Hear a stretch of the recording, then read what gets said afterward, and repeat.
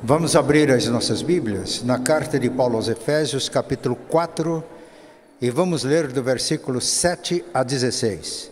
Efésios, capítulo 4, versículos 7 a 16.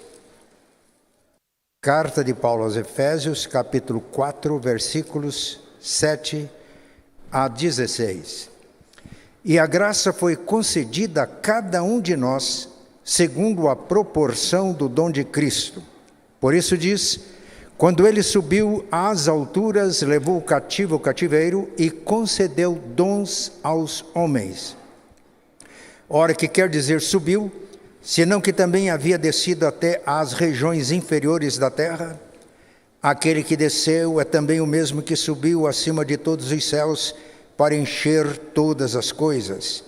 E ele mesmo concedeu uns para apóstolos, outros para profetas, outros para evangelistas e outros para pastores e mestres, com vistas ao aperfeiçoamento dos santos, para o desempenho do seu serviço e para a edificação do corpo de Cristo, até que todos nós cheguemos à unidade da fé e do pleno conhecimento do Filho de Deus, à perfeita varonilidade, à medida da estatura da plenitude de Cristo, para que não mais sejamos como meninos, agitados de um lado para o outro, levados ao redor por todo o vento de doutrina, pela artimanha dos homens, pela astúcia com que induzem ao erro, mas, seguindo a verdade em amor, cresçamos em tudo naquele que é a cabeça, Cristo, de quem todo o corpo, bem ajustado e consolidado pelo auxílio de toda a junta,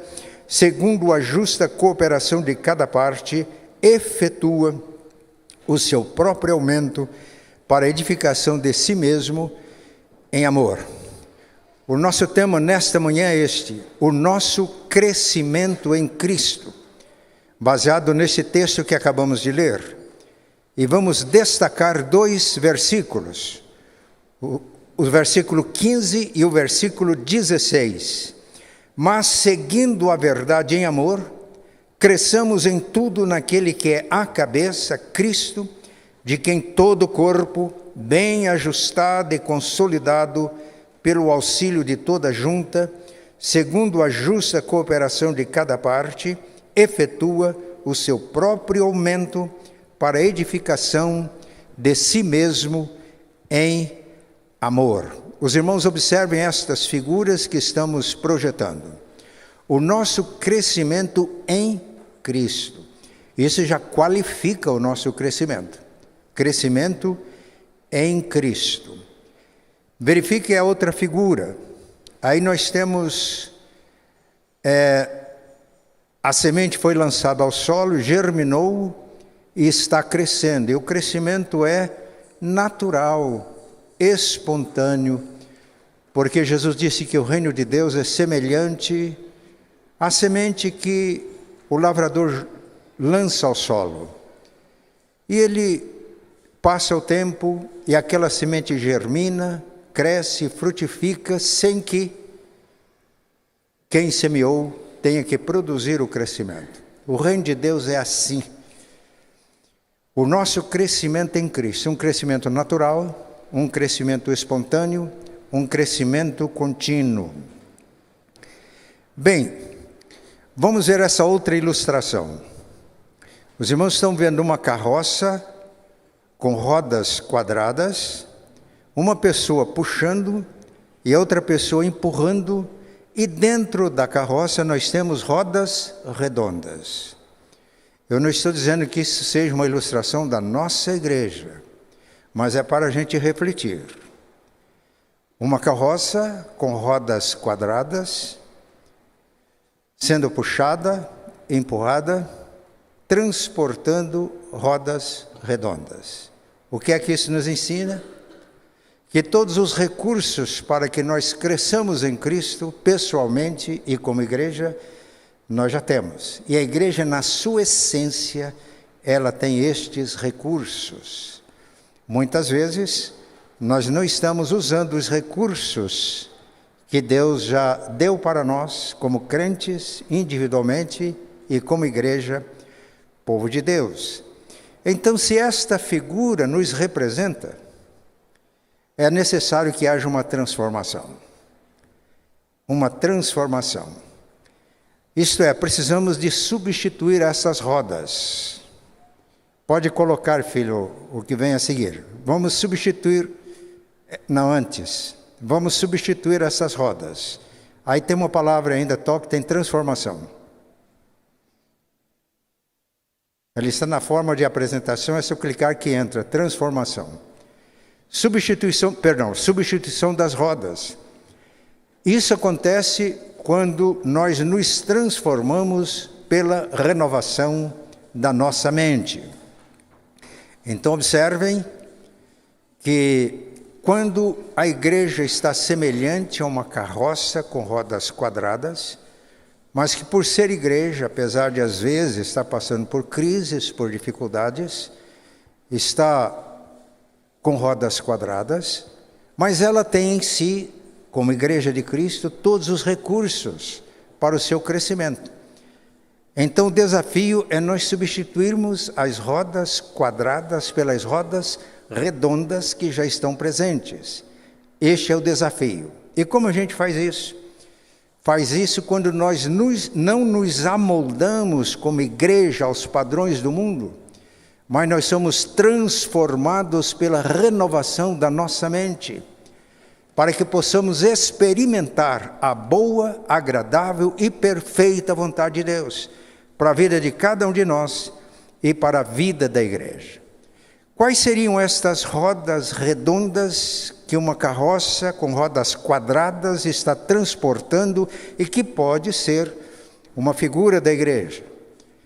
Vamos ver então. Primeiro, há um poder que está disponível para nós em Cristo. É o próximo slide. Há um poder que está disponível. Olha o que diz o versículo 7. E a graça foi concedida a cada um de nós, segundo a proporção do dom de Cristo. A graça foi concedida a cada um de nós. Quem ficou de fora? Se você está em Cristo, você não ficou de fora. A graça é concedida a cada um de nós na proporção do dom de Cristo. Qual que é este dom de Cristo? Quando a gente lê a Bíblia com cuidado, a gente percebe que Jesus, o Filho, é o dom do Pai para o mundo.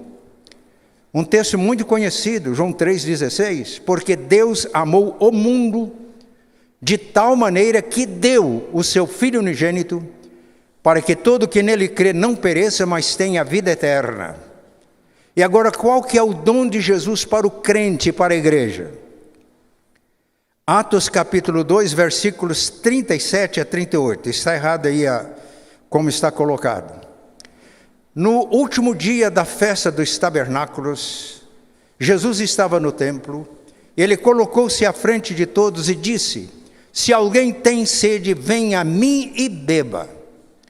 Quem crê em mim, preste atenção, quem crê em mim, Jesus, do seu interior fluirão rios de águas vivas. Agora preste muita atenção. Isso ele disse em relação ao Espírito Santo que haviam de receber os que nele crescem. Então quem recebe o Espírito Santo? Quem crê em Jesus. Porque até aquele momento em que Cristo estava falando, o Espírito Santo não tinha sido dado ainda, porque Jesus não tinha sido glorificado. Mas Jesus morreu pelos nossos pecados, ressuscitou para a nossa salvação, foi assentado à destra do Pai, e exaltado à direita do Pai, ele enviou o Espírito Santo no dia de Pentecoste. E a partir do dia de Pentecoste, todos os que creem em Jesus recebem o dom do Espírito Santo. Se é uma experiência real, verdadeira, recebem o dom do Espírito Santo, porque o Espírito Santo é a presença de Jesus em nossa vida. A presença do Pai. Então nós destacamos, em primeiro lugar aqui, a presença. A presença do Espírito Santo em nós, a nossa comunhão plena com o Espírito, significa a presença do Deus Trino em nós. Jesus estava falando sobre o Espírito Santo em João capítulo 14. Os discípulos estavam pesarosos porque Jesus tinha dito que estava chegando a hora da sua partida. E Jesus disse: não deixarei vocês sozinhos, voltarei para vocês. E não está falando da segunda vinda. Enviarei o outro Consolador, o outro da mesma natureza minha, para que fique para sempre com vocês. E quando chega no versículo 23, ele diz: se alguém me ama, disse Jesus, se alguém me ama, meu Pai o amará. E nós viremos, o Pai e eu, disse Jesus, e faremos a nossa morada em você. A presença quando recebemos o dom do Espírito Santo, o Deus Trino, Pai, Filho e Espírito Santo mora em nós. Por isso que a oração para quem está em Cristo é algo natural. É uma conversa que ele tem com Deus que nele habita.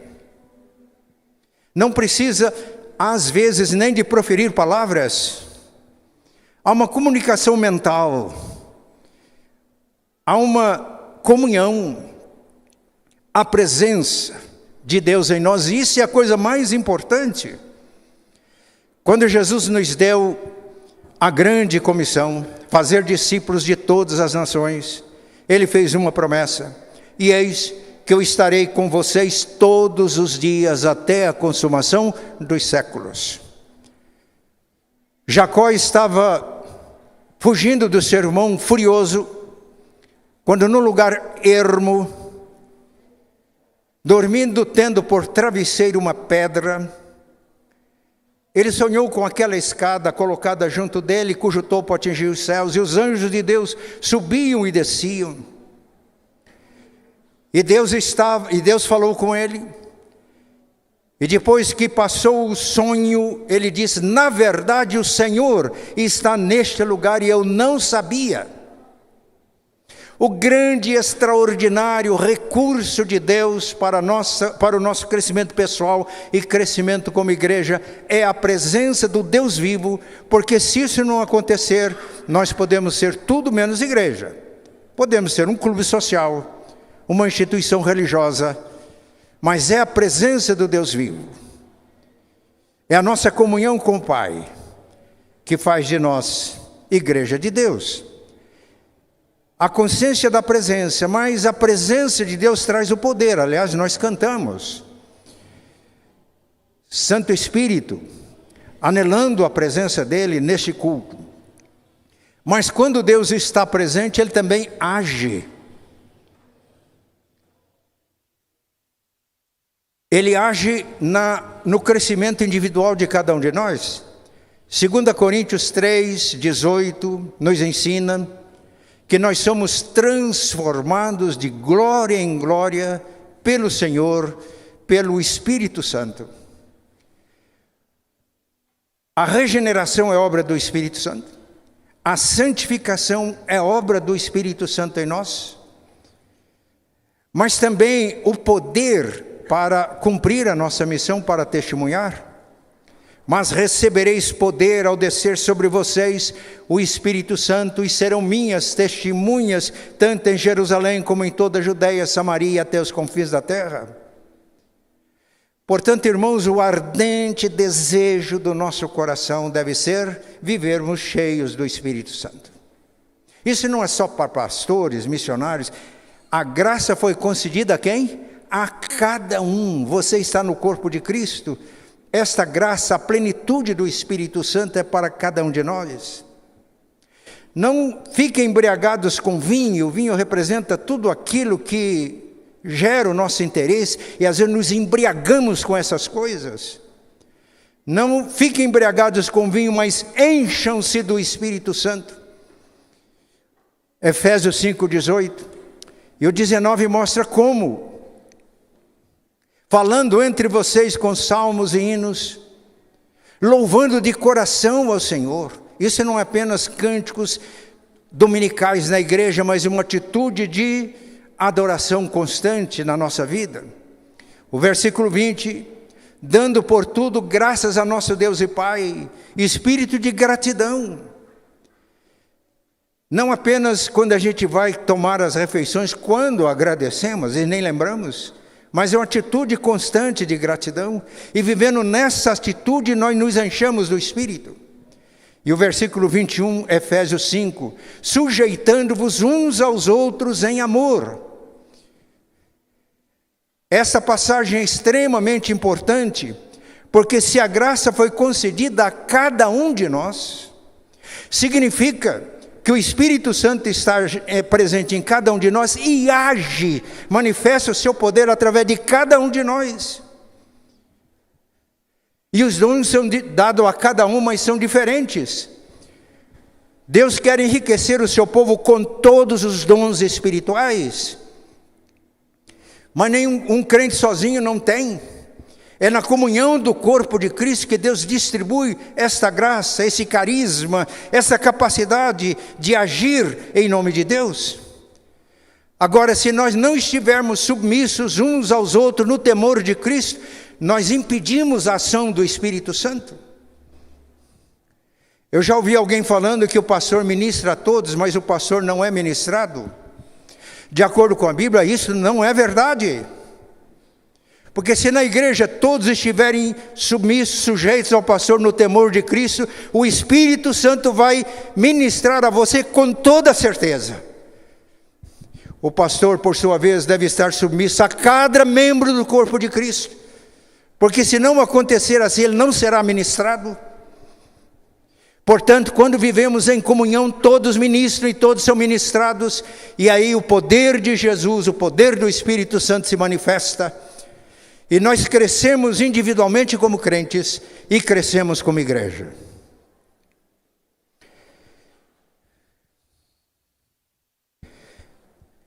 E este poder disponível, esta roda redonda, que muitas vezes está numa igreja como uma carroça com rodas quadradas, este poder é para edificar, para construir o corpo de Cristo.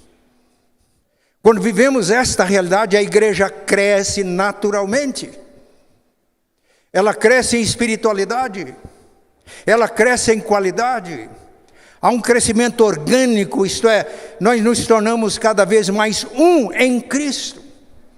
De acordo com o testemunho de Atos, da multidão dos que creram, era um o coração e a alma. Crescemos também em número, como resultado, como consequência. Se nós não estamos ganhando vida, não estamos crescendo em número, nós podemos questionar se não estamos sendo uma carroça com as rodas quadradas que transportam rodas redondas que não são utilizadas.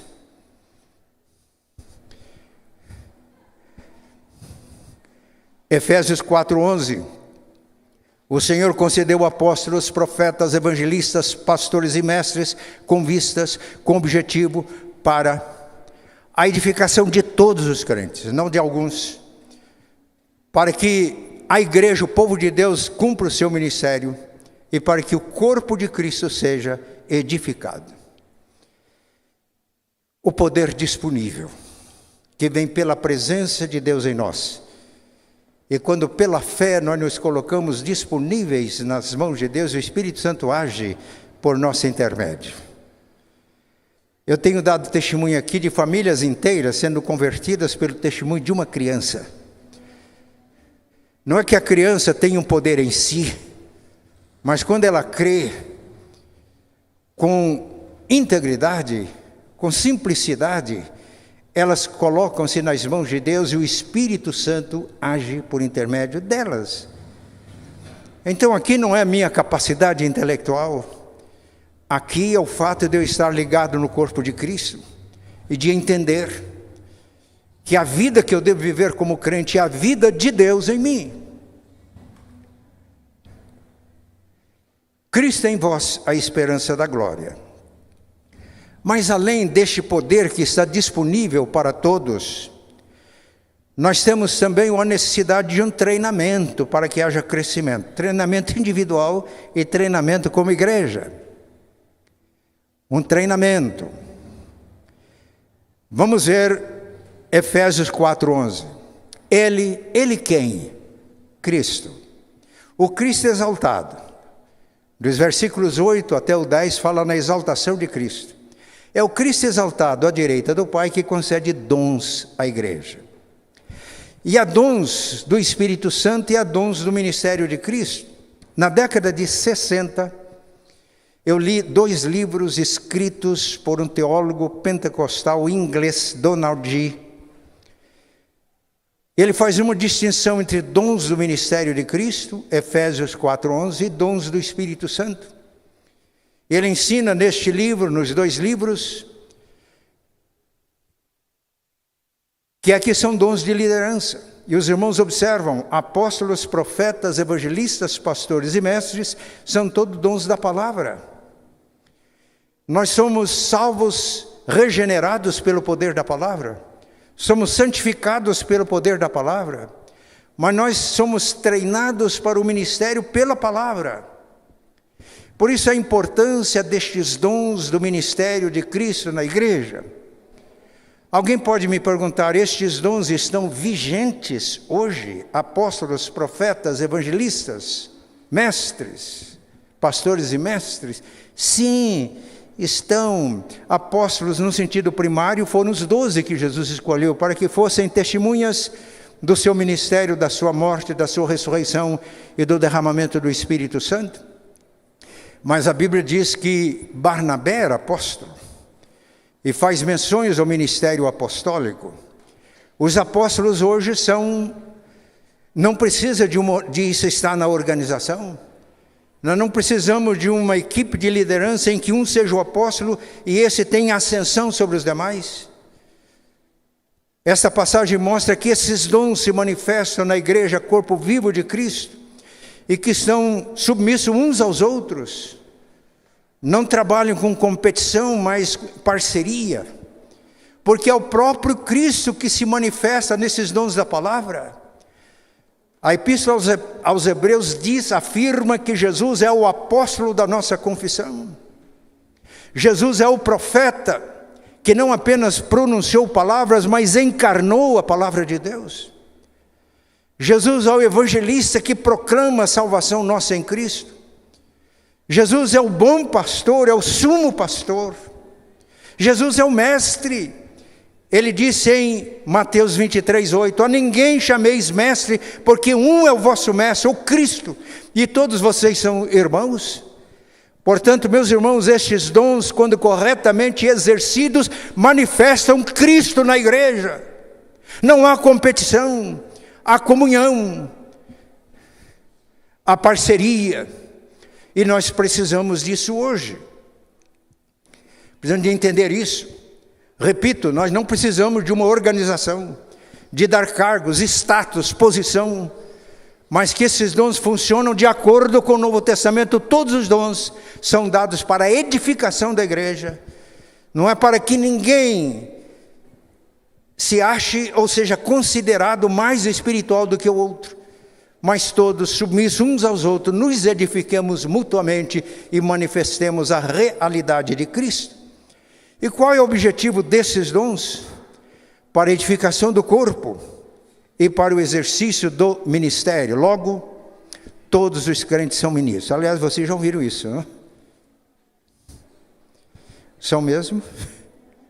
Ou é só o pastor que é o ministro? Ou os pastores? Todos os crentes são ministros mesmo?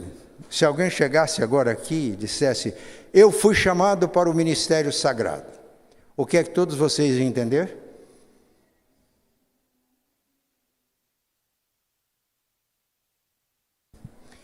Eu já sei qual seria a resposta. Foi chamado para ser o pastor, fazer um seminário, submeter-se a provas, como o licenciado Cleuber deve acontecer nessa semana.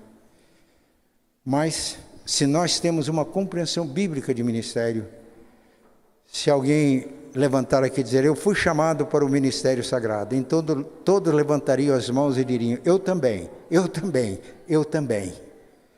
Porque aqui, meus irmãos, o ministério é de todos. Qual é a função destes líderes? Qual a função destes ministérios, desses dons ministeriais? preparar todos, para que todos edifiquem o corpo, para que todos sejam ministros. Ficou claro isso?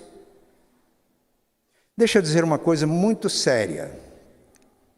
As nossas tradições eclesiásticas muitas vezes nos afastam da palavra de Deus. E vai criando em nós uma cultura que não é cultura do reino. Eu sempre afirmo que o clericalismo, seja de que espécie for, ele não tem origem no trono de Deus. Ele faz com que a igreja fique como uma carroça com rodas quadradas. O Instituto Jetro, criado pelo pastor Rodolfo, fez uma pesquisa nas igrejas.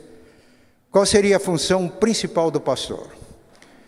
E 80% responderam, tanto pastores entrevistados quanto membros de igreja entrevistados, que é púlpito. É o que eu estou fazendo agora. Então a visão de pastor é só do ministro ordenado. Por quê? Porque a função do pastor, meus irmãos, é contribuir para que todos os dons pastorais que existam na igreja, eles aflorem, haja treinamento para que todo crente maduro exerça a função pastoral. Isto é, cuide de quem está chegando. E os cristãos maduros cuidem um dos outros. Essa é a função do pastor. Eu não sei se eu escandalizo alguém ao dizer que às vezes o pastorado da igreja não precisa ser necessariamente para quem tem o dom de pastor, de acordo com Efésios 4:11. Porque esse dom está presente na igreja, eles precisam ser descobertos, aflorados. Nós estamos num processo de planejamento. Continuamos planejando. Ontem fizemos com o conselho um plano piloto. Um exercício de nós descobrirmos, pastores e presbíteros, quais realmente são os nossos dons. Estamos realmente exercendo? E se eu disse que é um plano piloto, o alvo é ir alcançando toda a liderança da igreja e alcançar toda a igreja, para viver esta realidade bíblica. Quando vivemos assim, meus irmãos, nós podemos ter um crescimento por multiplicação. Porque nós estamos treinando todos para o ministério. Aí, o maior desejo do meu coração é multiplicar o meu ministério. Se eu ficar sempre o pastor da igreja e não estiver treinando todos que têm dons pastorais, eu fracassei redondamente como pastor. De acordo com Efésios 4:11 e 12.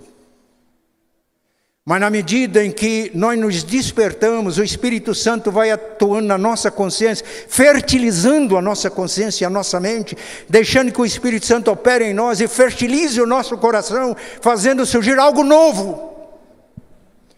Nós vamos mobilizando um exército de pastores na igreja. E aí pode converter pessoas, não vão ficar desamparadas. Vão ser cuidadas. Muito bem. Por fim, tudo isso visa nos levar para uma maturidade que é indispensável. Agora nós chegamos ao versículo 13. Olha o que está escrito no versículo 13. Até que todos cheguemos à unidade da fé e do pleno conhecimento do Filho de Deus, à perfeita varonilidade, à medida da estatura da plenitude de Cristo. Alguns irmãos que gostam de dizer que, como discípulos de Jesus, nós somos e devemos ser cada vez mais cópias de Jesus. Qual que é a medida do crescimento? A medida do crescimento é a estatura da plenitude de Cristo. Quando é que eu vou parar de crescer? Enquanto estiver aqui, meus irmãos, eu estou crescendo, eu devo crescer. Os irmãos já perceberam que quase todos os problemas que a gente enfrenta é um problema de falta de crescimento? Quando meus filhos eram adolescentes, existe um desafio. Para quem tem filhos adolescentes, quem já passaram por essa. E eu percebi que os conhecimentos que eu já tinha eram importantes, mas não eram suficientes. E orava para que Deus me ajudasse a crescer naquela fase. Porque senão eu ia ter conflitos tremendos com meus filhos. Mas quando eu estava chegando nessa fase da pastora Priscila, 40 anos, entrando nos entas, eu também passei por uma crise. Houve momentos difíceis, reflexão sobre o meu ministério. Tenho sido tudo o que deveria ser. E cheguei à conclusão que a solução era o crescimento, naquela fase. Há um crescimento, pastora, próprio dessa fase. Mas cheguei àquilo que as pessoas dizem a melhor idade, né? Eu tinha um colega que dizia sempre assim, me engana que eu gosto. A melhor idade. Quando eu celebrei, ano passado, 80 anos, eu cheguei no limite bíblico, né? A duração da vida é 70. Se algum chegou a 80, o melhor é canseiro e enfado. Tudo passa rapidamente e nós voamos. Há uma crise nessa fase. A gente vai perdendo força. Começa a esquecer.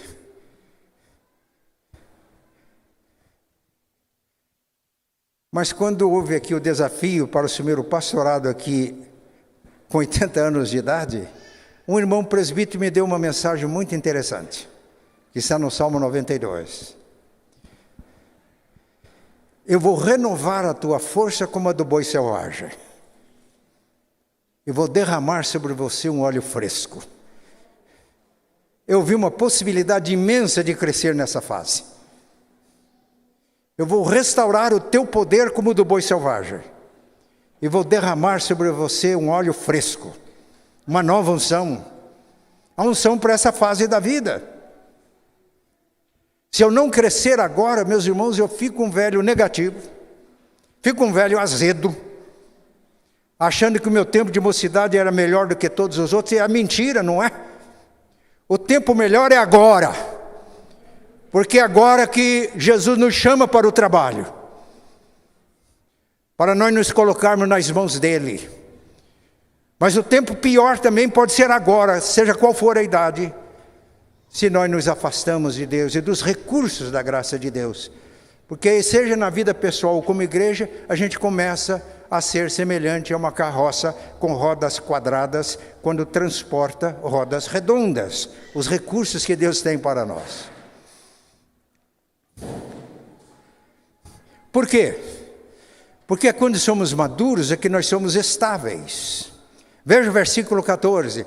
Para que não sejamos como meninos, crianças, isto é, levados daqui para lá por todo o vento de doutrina, pela artimanha dos homens que enganam fraudulosamente. Um grande problema para nós, igreja, é o crescimento retardado. Coisas de crianças em crianças são belas, bonitas, mas coisas de criança em adulto é terrível.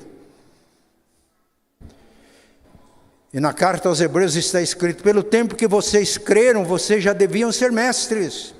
No entanto, precisa que seja ensinado para vocês novamente os rudimentos da doutrina de Cristo. Porque todo aquele, o leite, está no texto, é para as crianças. Mas o alimento sólido é para os adultos, os quais têm as suas faculdades exercitadas para discernir o bem e o mal. Eu vou fazer uma mensagem só sobre maturidade espiritual. Mas muitas vezes os problemas da igreja se resolvem os crentes crescendo. Há tantas infantilidades que prejudicam, atrasam. Para que haja estabilidade. Firmeza.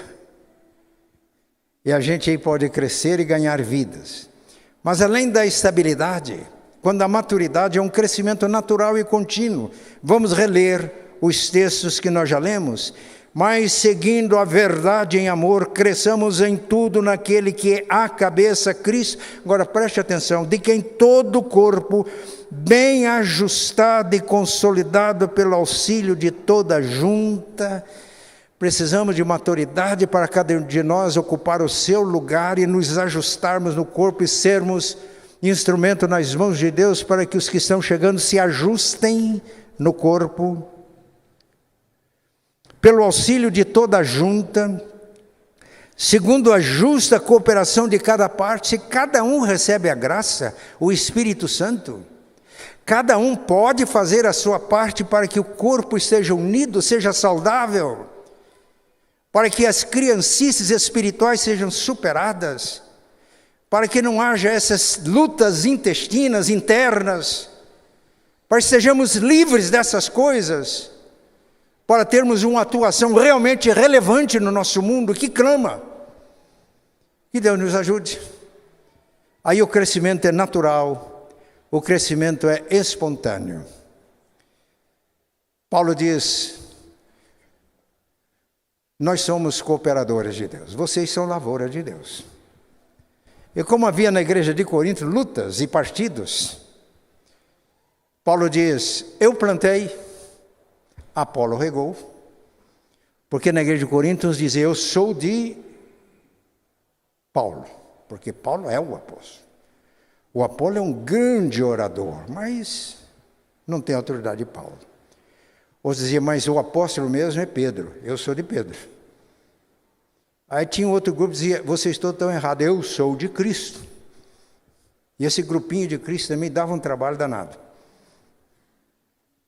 O que é que Paulo está dizendo? Eu plantei, Apolo regou, mas o crescimento veio de Deus.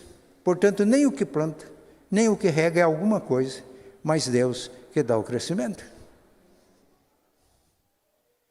E aí, meus irmãos, o crescimento é natural, ele é espontâneo, ele é contínuo. Se a gente quiser tentar ou forçar o crescimento, por manipulação, às vezes até inconsciente, nós vamos ser igual carroça, com rodas quadradas, mas que transportam as rodas redondas. Então nós estamos chegando ao final desta mensagem e fica aqui o grande desafio para nós. O tema nosso deste ano é transformação. Pode colocar, filho, transformação, só aí por enquanto. Transformação. Lembra que é o tema deste ano? Romanos 12, 2. Não vos amoldeis aos padrões mundanos, mas transformai-vos pela renovação da mente, para que experimenteis qual seja a boa, agradável e perfeita vontade de Deus. Transformação. E qual é a transformação que deve acontecer? Não continuarmos, se esse é o caso, se não há necessidade de transformação, se os irmãos acham que não tem, orem por mim, porque eu preciso de ser transformado pela renovação da mente. Agora, se os irmãos acham que precisa ser transformado, vamos orar uns pelos outros. Todos vocês orem pelo pastor. Nós oramos, vamos orar uns pelos outros. Qual é a transformação? É nós substituirmos as rodas quadradas, porque já foi inventada a roda redonda, que estão presentes na igreja. E olha que transformação a gente pode alcançar. Perceberam a mensagem? O que nós queremos? Uma carroça com rodas quadradas, puxada, empurrada. Por isso tem muito crente que fica cansado com o trabalho de igreja. Quando nós substituímos as rodas quadradas pelas rodas redondas, a coisa flui. E o crente, às vezes, fica cansado. A gente lembra até de Malaquias, né? Os sacerdotes. Que canseira! Aí, ao contrário, nós estamos sempre entusiasmados, porque as coisas estão fluindo. Não é o nosso poder, é o poder do Espírito Santo. O treinamento é feito por ministros que o próprio Deus deu à igreja e que nos leva à maturidade. E quando somos maduros, nós somos produtivos. E não há maior alegria do que quando você percebe o fruto do seu trabalho. Quando você começa a perceber que você está levando pessoas a Cristo, que você está discipulando, que pessoas estão encontrando o sentido da vida através do seu ministério, pessoas estão crescendo em Cristo através do seu trabalho, que estamos empolgados com a presença do Espírito Santo em nós, com os dons do Espírito Santo em nós. Estamos interessados em cada um descobrir o seu espaço e o seu lugar. Cada um consciente da presença dEle, cada um consciente de que quando obedecemos o poder dEle se manifesta. E quando o poder dEle se manifesta, as coisas acontecem, não só na minha vida pessoal, individual, não só na minha igreja, mas acontece no mundo por nosso intermédio. Somos agentes de mudanças, agentes de transformação, porque não nos amoldamos às paixões mundanas, mas somos transformados pela renovação da nossa mente. E aí, experimentamos a boa. Ser crente é coisa boa, servir a Deus é coisa boa. A boa. Agradável. Servir a Deus é muito agradável. E perfeita vontade de Deus. Ajustando a nossa vontade à vontade de Deus, nós estamos ajustados no reino. Estamos ajustados com a vida. Estamos resolvidos.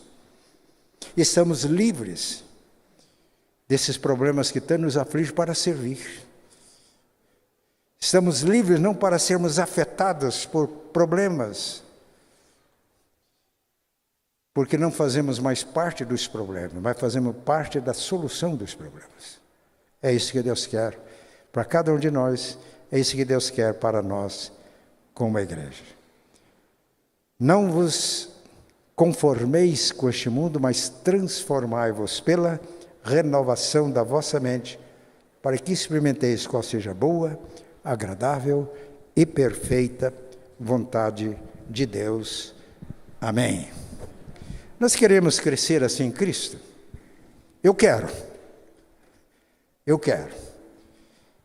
Tudo que eu já aprendi e vivi antes é importante para mim hoje, mas é insuficiente, são novos desafios, o mundo está diferente. Os desafios são diferentes.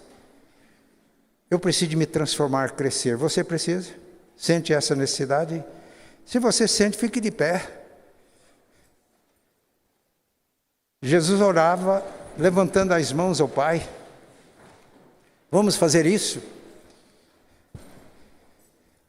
Ele olhava para o alto. É um gesto, né? Então vamos orar assim? Como Jesus?